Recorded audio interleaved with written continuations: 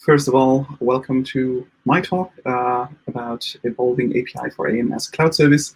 My name is Dominik Süß. I work for Adobe since 2015 and are currently part of the Foundation, Cloud Foundation core services team, and within that, in a sub-team for the development experience and everything around building the SDK and executing the pipeline. So that's currently my main focus. Right, I probably should share ahead. Like last week I was sick, so I didn't this is not a highly polished and finished presentation in terms of having trained every bit here and then. But nevertheless, last year I had a pre-recorded talk where I packed way too much stuff in. So I kept it a bit more on the short side on content to make sure that I can go into depth of things. So you're pretty welcome during the session or at the end to just post your Q&As, and I'll try to go into that and, if necessary, go more interactive or switch to a more freestyle conversation with you around things and explaining things. The main purpose of this talk is to share you more the perspective of engineering on AEM as cloud service and what it means for us to evolve AEM continuously and have push releases instead of annual releases, and what this means for backward compatibility. And in the end, and that's where it starts to get hopefully pretty interesting for you, what this means for you, what kind of changes we did apply, why we did apply them, and how you can basically make use of them. I will touching on a lot of points that already were noted by Carsten and also Conrad in the talk before, did touch on certain tools that are around. So yeah, I cannot invent new tools for the same thing, but my talk will have a slightly different perspective as it rather goes into the why and instead of just how to use it. So setting the scope of this is also, I'm mostly talking about Java API and OSGi configuration. I will here and there probably share something around content and the concepts that are beyond that, but talking about mutable content, which I did a lot in the past, and immutable content specifically, and the separation of both is such a wide topic that I won't go into the depths of it here for today. But if you have questions for that, happy to post your questions. I'm happy to respond on those. So I kind of try to structure it in a way of the past, the current, and the future. And the past is when talking to some people that were coming from on-prem, everything was better in the past because you could do, you had all the options, you were basically open to do whatever you wanted. And that meant also that you had to incorporate annual releases. So releases did hit you just at maximum once a year. Probably in between you had the service packs or hotfixes, but they typically did not have any kind of impact. They were compatible by design, but for the major releases, that meant they could change things quite drastically and significantly. And that meant that you had to do quite some refactorings to move from, say, 6.2 to 6.4 or something. The majority of customers did skip at least one version, so that it means, A, they are quite behind with the code when they are starting to upgrade. And the second part is, so you have to plan and incorporate these kind of efforts for migration into your projects. But they were always minor parts, because if you only upgrade in this cadence, that meant customers were doing big projects for those migrations. So therefore, the refactoring part typically was just relatively low effort part, and they could control the timing. So when is a change hitting them? If there is something that is problematic, they just could wait until the refactoring is done and then move ahead. Now, that is the migration of those breaking changes, therefore was isolated in a pretty isolated time window in which you as implementers could take care of making this tested against the target release, making sure that everything works, and then you ship it to the customer, deploy it, and they are happy. Until the next time a bigger release comes around the corner and they have to set up the next big project. Again, one big thing is customers were behind with what they have used quite a significant time, and the market demanded on being more agile, being more able to adopt releases faster. And that's where we come to AEM as Cloud Service in the present. So the changed landscape that we have in the cloud is we have continuous releases. So that can mean daily or even more if there are hot fixes to be deployed, something that urgently needs to be deployed. You have heard that we have the monthly feature releases, but in between we continuously upgrade the code base to be more performing, address all kinds of issues, and even prepare the features to be then be switched on at the time when they are supposed to be consumed by customers. So we have continuous innovation in this, and that's a good thing, right? But at the same time, we must not break customers on this rollout. So the question is, how can we change things without breaking them? So we cannot remove anything before the consumption of this has ended. So we need to have some kind of draining process to make sure that current consumers of something that we would want to get rid of because it's legacy that's not performing well, that's where something better is around, we have a process to roll it out, to have customers consume that in a hopefully easy way, and then transform them to the new one. And at the same time, not blocking us from upgrading continuously. So what have we done for that? Like what are the core concepts? And the two core concepts or two parts that we have there are modularization in general, anything around like how we modularize our product, and regions in particular as those bigger groups of features which basically define our global API surface, API and configuration surface. We also had another challenge, which is AEM as a cloud service was basically a stripped down version of what we had with AEM as a cloud, AEM on-prem with 6.5, where basically all the modules that you could license were already shipped along with that. So now the modules are add-ons, like called add-ons, and those add-ons are, and I probably should change that in slides to add-ons, that are layered on top of the core.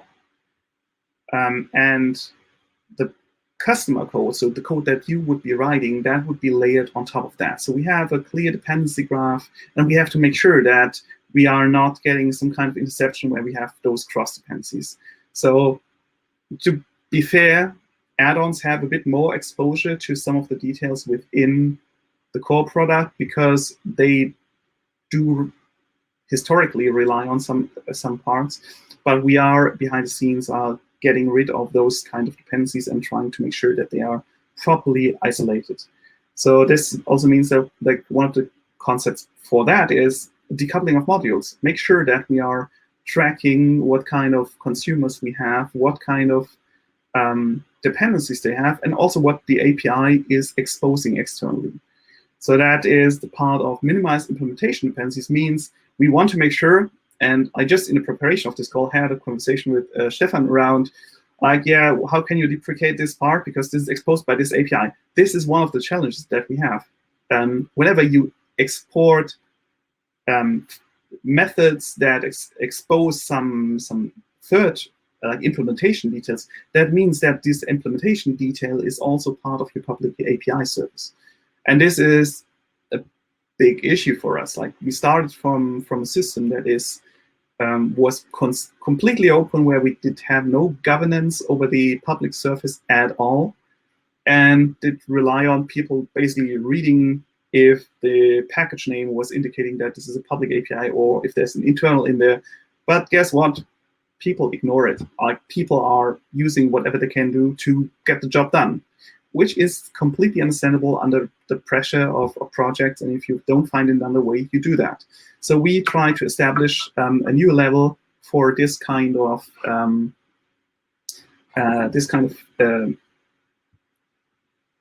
future extensibility without creating a broader dependency layer or dependency width of customers on our surface, and also for all the add-ons that might be installed on top of that.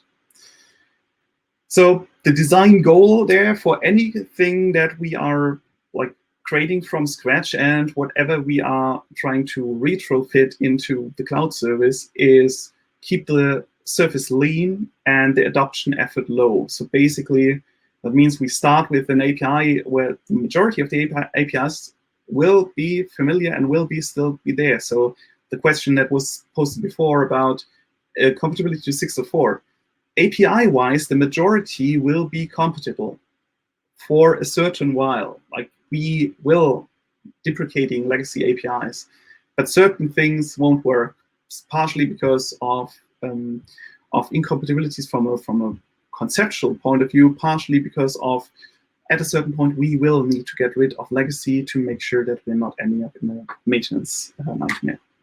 There is a talk, don't go too much into the concrete inner mechanisms of regions, a talk from last year that is going into all the details about how regions work by David and another colleague of mine. I don't know who, like David was for sure speaking for that one. So AEM add-ons in the cloud, and specifically those ones are basically, how does that work? Basically, they are also like the core product rolled out in a push release manner. They are layered on top of the core product, but we have a strict dependency layering, so the core product is not depending on the add-ons. Like, there's no special variation of that. So whenever the add-on needs something, we need to make sure that the core product provides a corresponding extension hook, so an add-on can use that. To enable that, we use same kind of tooling that we have around, but we have another challenge, which is, you know, the SDK that you can roll out contains the core features, but you also need to be able to add the add-ons. For that one, what was added to the whole block of feature tooling or feature implementations are feature archives, which are basically glorified zip archives with metadata that define all of the feature file information or feature model information. So they are not classic content packages, but the Sling installer, that is the installation mechanism on the SDK, is enabled to be able to install that on top of the local SDK.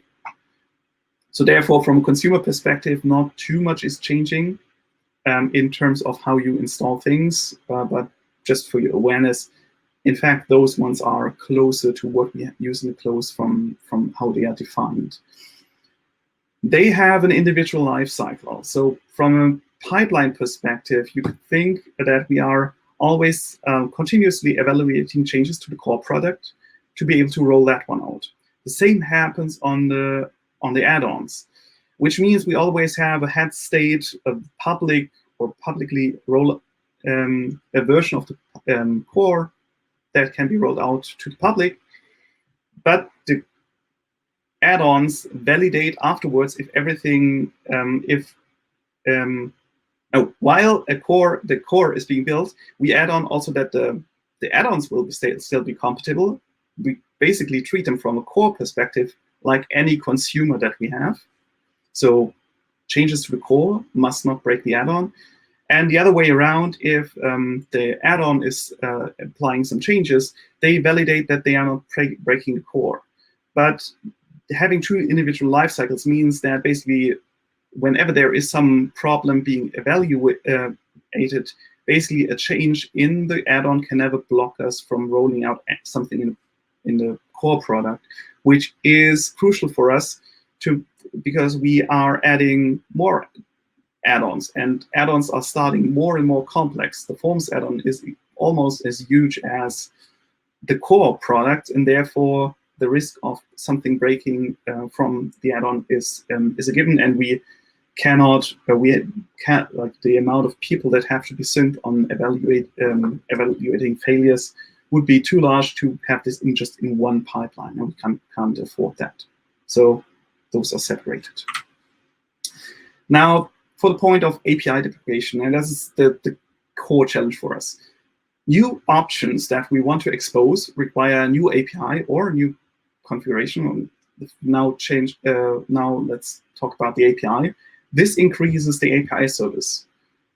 That's not the best thing for us to have, just adding things, because, like, yeah, you probably are familiar with the stuff, but new people that are onboarding on AEM have to learn more API.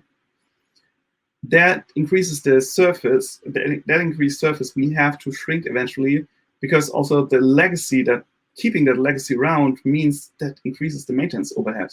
And a few years from now, we would be busy by only maintaining the legacy and not being able to have any kind of innovation around anymore. The solution to that is basically following a pattern, like, and people from Adobe probably start to get annoyed because, like, I brought that up so often whenever talking about something about backwards compatibility, which is the Strangler-Fig application pattern by Martin Fowler. And you can check the link. Like, there's no graphic on there, so therefore I just describe it. It means basically you implement something new, keep the old around, but make sure that nothing is consuming the old one, like no new dependencies get being added to the old thing. You just maintain whatever currently is depending on that and let it die eventually by making sure everybody is still depending on that, gets informed, and plan how to remove those dependencies. Therefore, we can basically replace stuff, and as soon as we know nothing is depending on that anymore, we can remove it safely without breaking anyone. So the same is true for OSGi configuration, but potentially even more complex here.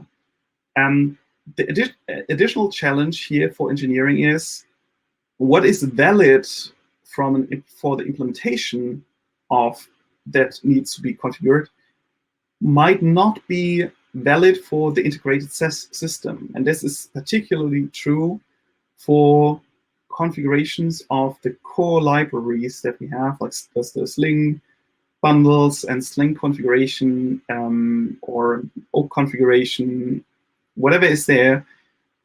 In the cloud, we have a certain operational setup that depends on certain things configured in safe boundaries. There might be safe boundaries, and there might also be fixed configuration values that we depend on. And every new option that we add there also increases complexity and maintenance overhead.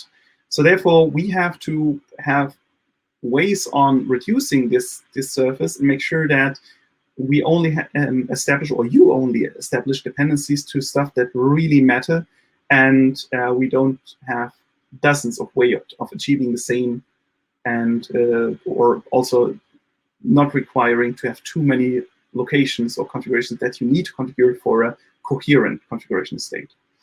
One of the main concepts that we are using there is shifting basically the values into environment variables. So what you can use yourself, basically placeholders that you can set, we already internally use for a lot of configurations, and that might be increasing in the future more and more by our attempt to reduce the API surface.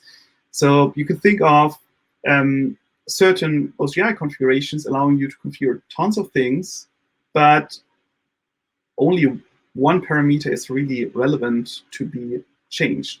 One thing that we can do is basically making sure that you only change this one.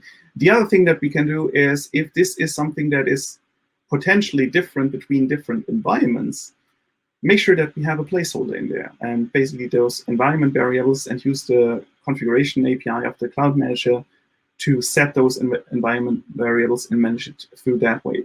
That has multiple advantages in terms also operational wise, because it's easier if something is going wrong because of configuration. We are basically not changing the feature model itself, but only the definition of this environment, which allows quicker execution because you only reconfigure an environment and not have to go through the whole pipeline on evaluating everything again.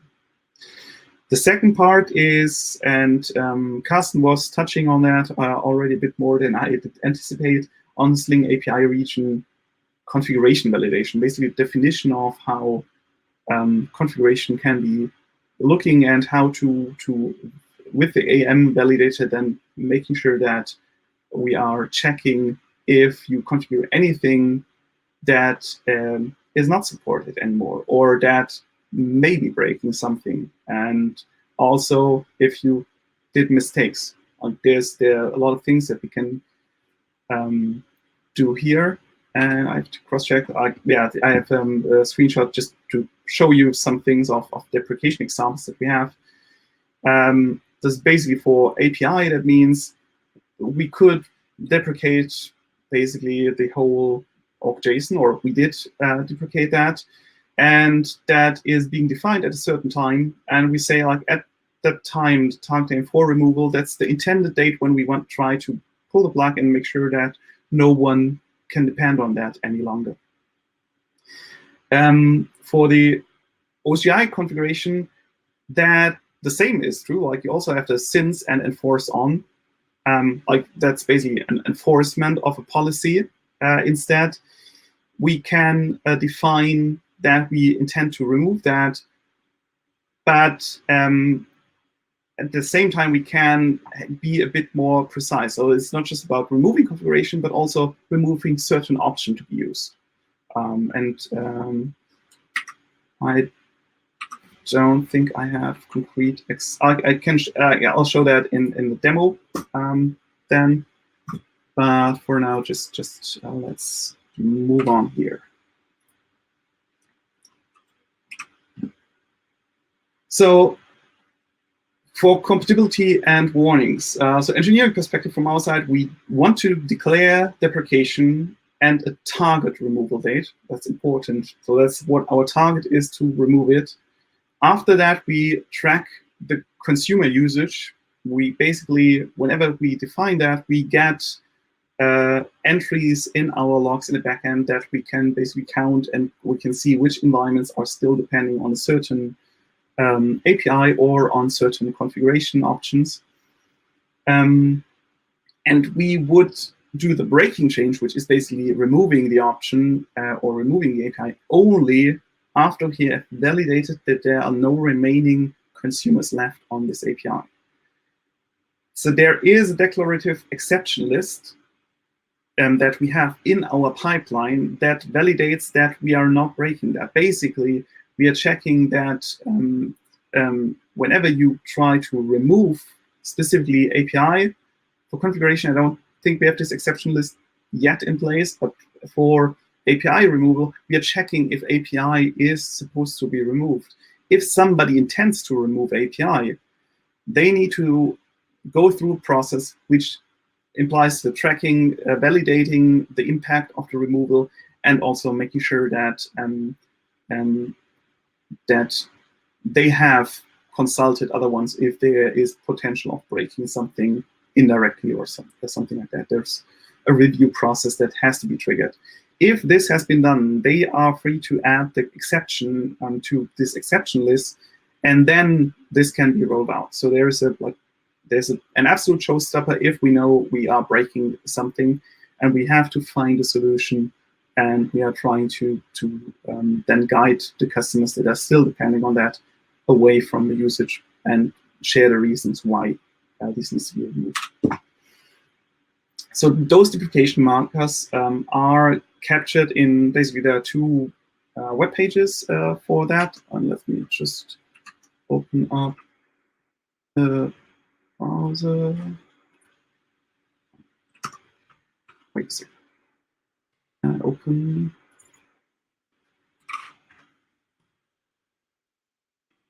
That's going to into the browser for that. So you see basically this information about which package or class is being removed, when it's being deprecated, if there is information around that one, and why is that switched to? I have it in English. The deprecation date and basically then the target removal date, which is basically just a target. You see old dates in there, and that means we still have dependencies around, and we currently are not free to remove that. Or, and that's the other option, basically sometimes the removal just makes sense for a whole bunch as a batch, and that can mean that other APIs, even if we don't have dependencies around, stays in there because it is targeted to be removed along with other APIs. So some dependencies is still around. The other one is configuring the deprecation of configuration, and I don't have that page open. Let's just open that one, which is basically looking most similar,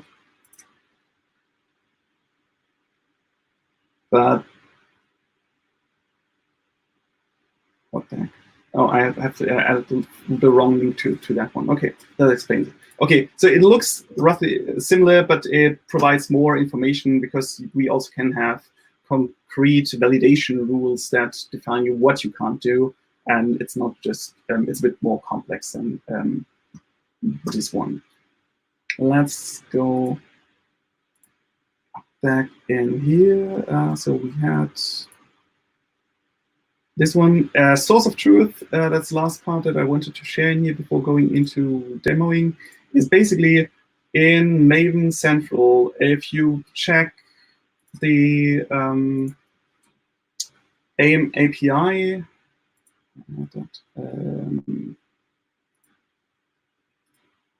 in here, so that's link open.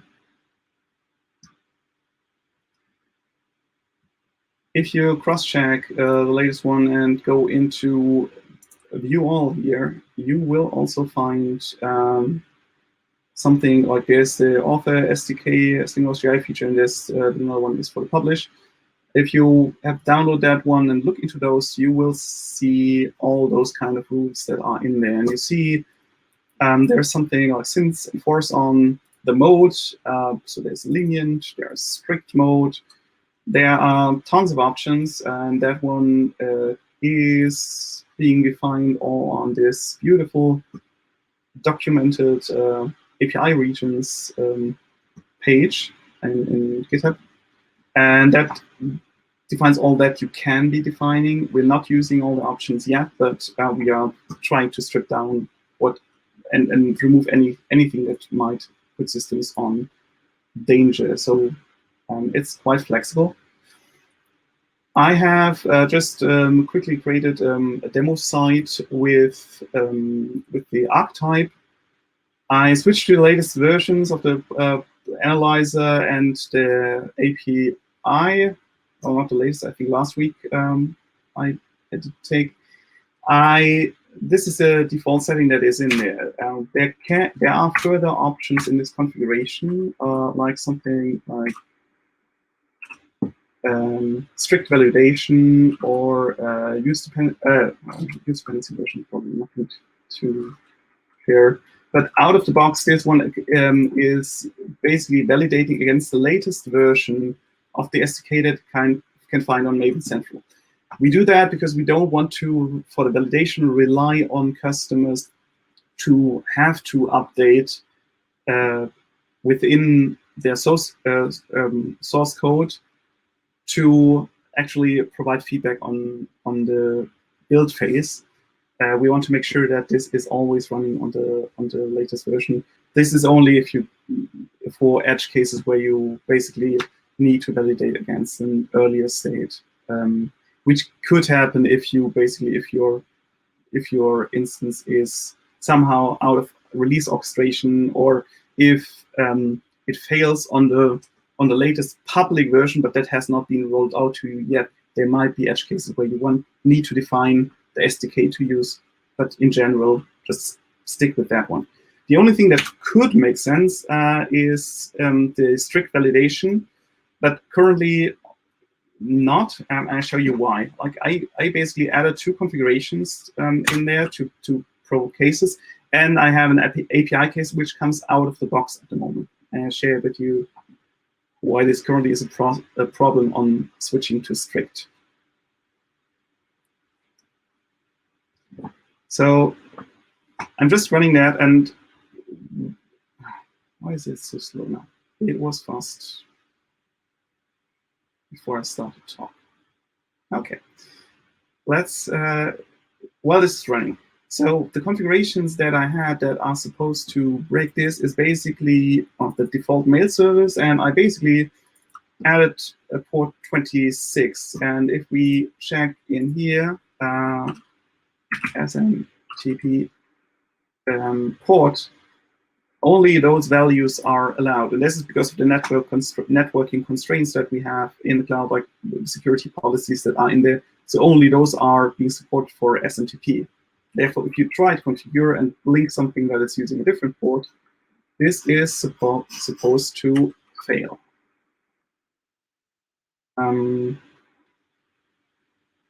Well, it is. And at that point, it is not supposed to fail, because we have that. These policies at the moment, the majority of them are lenient, which means you get a warn, but we won't fail you. So things will probably fail at runtime, or you need to have some changes if you want to have this one running. We are switching more and more stuff after a while. Looking at that to a strict mode to make sure, like if we know that people are not depending on that at the moment, to make sure that we can do that. But for that, we have to first introduce it as lenient mode. As shared, we can't risk of breaking the pipelines for customers. So they might have currently broken states that are running fine, but they can't send out mails. Still, we have to make sure that is running. So I added, and that's the other one that I added, one implementation that is indeed a strict rule, which is the toggle router implementation. Configuring that one is not allowed. So this configuration in here, I just added an empty one because it's not validating on something else, is basically not allowed. So I have to remove that to fix its one. So that's the error case. Now you see that the analyzers found further cases. You see the region deprecated API. That's the one where I said, like, I can't just switch this to strict validation, because in this case, all of the warnings would be errors as well. And for that one is a CA config in the version that is currently being used by the core components, by the latest version of core components, is using Commons Collections 3. And that one is deprecated and is only maintenance mode. And we strongly recommend to switch to Commons Collections 4. I think that has been switched in CA config yet in the latest release, but that has not been adopted by core components yet. So that's the reason why I can't just switch to a strict validation. The other one that I have is a warning around the SMTP port, which does not match the provided options. And for that one, I basically have to make sure that I'm switching to the valid value. And if I now verify that one, you should only see the warnings that are in there. So that's basically the usage of that. This one is being validated in the pipeline, as well as if you do that locally, you can use that, as Carsten did ask you for. Please adopt it. Make sure that you're using the latest versions always, and try to, like, whenever you can, use the strict mode, because that way it fails really fast, and you are not kind of accidentally ignoring a warning that is hopefully popping up in a second.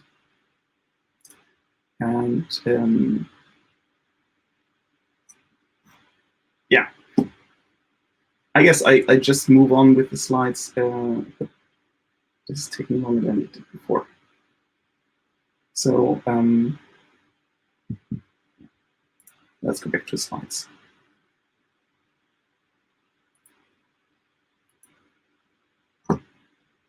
Okay. So for us, that means engineering perspective, backward compatibility is a mandate. We have strict policies that are checked in the pipeline for API and for content. This is a far more complex topic, so I don't go into the details of that one. We have a compatibility compliance rating model, which means like we are looking into if we are performing changes, what is the impact of certain changes? What are cases where something might be breaking? Can we basically enforce certain values? Is this safe? Are customers affected by that? And based on that, we have a rating which can also already indicate for our engineers if they can change something or not. And approval and exception of this list that I said is only given when we prove that there is no impact.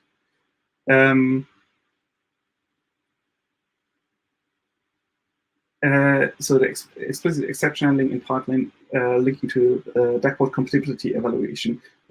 So we have a specific process that runs within the pipeline that makes sure that those policies are given. So our engineers can locally develop without running that, but in the pipeline we have a quality gate basically that makes sure that whenever this process is not being followed, this is being rejected. What is a challenge is whenever there are changes in third modules, and you probably have noticed, and we are currently going back and forth on how to solve that, is that we're currently not on the latest version of Firewall, and that is one of the cases where we have in a third library or a third module, we have a change that is having a breaking change. It's not configuration and it's not API in this case, but in this case it's behavioral changes. But even for the API and configuration changes which we catch here, there are challenges because we need to make sure that we stay backward compatible. The worst case that could happen is that we have to fork off such a third-party bundle to make sure that we are not introducing a breaking change until we safely can do that. Because we cannot afford, we cannot push releases out to customers depending on something. Just a second. The mechanisms that we have in that is basically all of our teams have something that's called sprouts. They have basically a continuous integration framework which allows them to validate unreleased code without affecting other teams. We have set up sprouts for also open source projects, so that we try to any kind of open source project that we depend on continuously validating that. For Firewall, as said, we haven't set it up at the time, so therefore we basically missed on having functional tests that would have caught those cases. We're actively working together with Conrad on solving that, but yeah, there's still a little bit to go until we can solve that. Then we have Evergreen, basically, which says we try to get, like, this is our main release pipeline, which has multiple quality gates, inclusive the policy validation. And after that, when we are starting to consider something for rolling out a release candidate, there's also the release validator. And basically what we are doing is we are continuously creating clones of a lot of our customers, not all, but like there's a significant subset that is being cloned to validate that nothing is breaking the pipeline. This is executing various tests, the team around that are like do even image comparisons, and so on and so on. Like there's a lot of is running to validate that a candidate that we have is not breaking customers, and we try to get with the given resources and as many customers tested as we can to validate that it's safe to roll it out, even for the cases that we cannot check with such static checks. So those are basically black box tests that to find any kind of scenario that we cannot cover by our integration test scenarios, because customer content is different, customer application is different, and we cannot validate against everything in our integration tests. But this is kind of a best effort take on that. And now, last but not least, the future into unknown territory. So as I shared already in the beginning, innovation will require deprecation of legacy. If we don't, we will end up in a horrible maintenance nightmare. Like if you add stuff over and over and over, at some point it will get a beast that you cannot maintain anymore. So deprecation is a crucial part of keeping our product lean. This depends and requires adoption by our consumers, and that's where you come in. For us, engineering perspective, we try to make this minimal effort. We try to not to at best have drop-in replacements and just kind of have API renaming and slight API changes, or have a clear guidance on how to reconfigure stuff and how to set the values correctly. So information adoption and enforcement is, from our perspective, unrealistic to assume that 100% of our consumers autonomously will adopt what we're changing. Therefore, we have to and will in the future make sure that to set mechanisms that will prevent new occurrences. We want to make sure that we are covering, like basically we getting something locked down and clearly inform you about deprecation and make sure that no one is using that any longer. Engineering-wise, we at the same time focus on the ease of adoption, low effort, clean migration paths, as shared before. And wherever necessary, so where there are dependencies, we and customers are not by themselves on the by the information that they have, try to set up a proactive communication and give guidance on how to get to the goal of removing the dependencies. And that's where we have the call to action, your turn. We rely on you on removing those dependencies. We rely that you follow the rules that we set out, even if they are at the moment not enforced. You should react on new deprecations, either API configuration or if there is something in the content that should be done, and adopt changes and best practices. And please help us to improve the flow. Like a lot, you have seen that all those tools around there are open source projects. You can contribute to the validators. Shout out to Konrad Binches, who really has put quite some effort in adding tooling around content validation, and is also trying to help out on the other parts of validation. And this is really what we need. We need contributions, we need PRs, and we are happy around anything and have an active conversation around our ways on getting backward compatibility and still innovating. And that's the point where I switch to Q&A. Okay, let's see. How was that? I hope you can see the question that I want to answer now. So this one is already answered. Like, why are the things in there that with the target date that's already done and so on? Like, basically, we cannot remove it until the dependencies are gone. Still, we are not adjusting or kind of artificially adjusting the target removal date. We want to be clear. We wanted to remove that, but we currently cannot. Right now, we are not enforcing that people are not adding new dependencies. So therefore, we rely on you to respect those and try to track what you get out of the analyzer and don't add new dependencies. Then, what is the new API for detecting if code is running on publish or author? If a string setting service is removed. Okay. So as you have seen, like from detecting if code is running on publish or author, like I've shown you that there are basically two feature models that show you what is running where. And basically, I hope that answers the question and how that can be evaluated. Next to that, code-wise, we strongly discourage any code that is conditionally running. So basically, at runtime checking if it's author or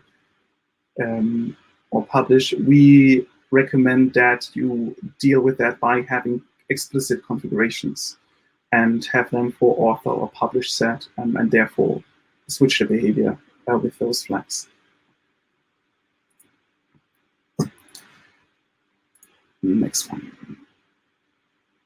Do the add-ons come with their own API jar published on Maven Central? Are they released at the same cycle as AEM SDK API cycles? Now you got me on the oh, I said it already to answer. Got me a bit on the wrong foot. As far as I remember, it's a known API jar that is in there, and it's the addition next to or in addition to the FAR archive. And the cycle part I did answer. They are individual, basically from a cloud release perspective. So the definition, what is being combined, any combination that is being rolled out is being validated, but basically the add-on, like any add-on, has already been validated against the latest released version of the cloud release of the core product. So next one. How do we best keep up to date with all the great changes of AEM in the cloud? Oh, well.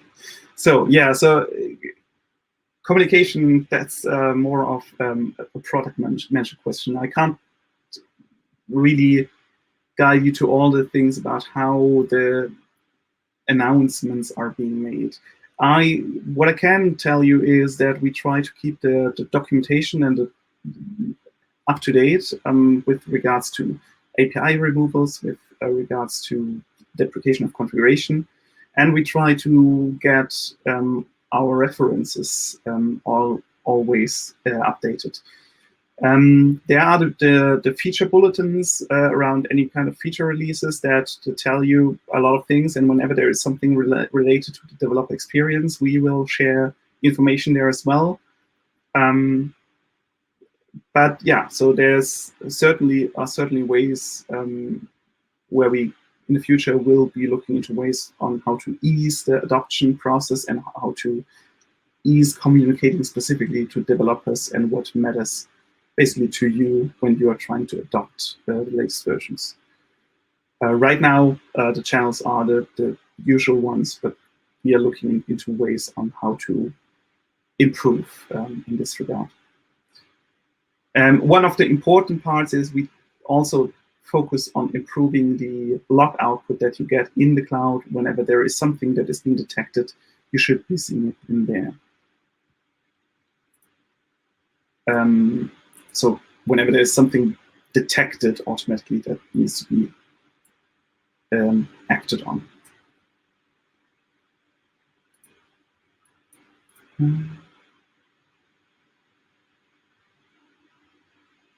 I hope I did answer the question if OSGi configuration are on configuration level or on single properties. There are tons of options that we have on really validating that, and we have ways of defining the type, if it's an integer, if it's a string, even defining ranges of values or regular expressions to validate if a value is acceptable or not. And we partially have to use that, for example, for log configurations, because if you just change the log configuration, that will disrupt our whole maintenance flow. And then I think I get the last question.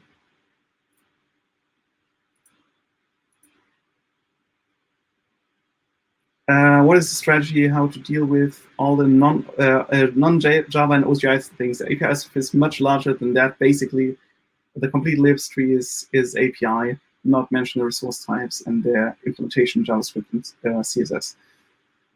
As I said, like for us, the content part is currently mostly baseline checks and a policy on how our engineers need to evaluate things to consider the functional impact that they have. We are looking into ways on how to declare rules and how to get better beyond just testing. And basically, so what you probably have seen is that we have those markers in the content with the internal area, with the public area, private, internal, public, and protected areas to make sure that we start to treat content a bit more like API and can establish corresponding rule sets. So this is basically the promise that we have there. But yes, there is a way to go, and specifically for client libs and the inner details, we don't have a perfect answer for that one. Like, again, the validators are an open source project. If you have brilliant ideas and have ways on how to declare that, the teams responsible for those parts would be more than happy to get your input and get a proposal. And that's it for the questions that I have here. I guess I think I'm already over time. Like, basically, I'm done. And thank you for your attention. And whenever there are questions, ping me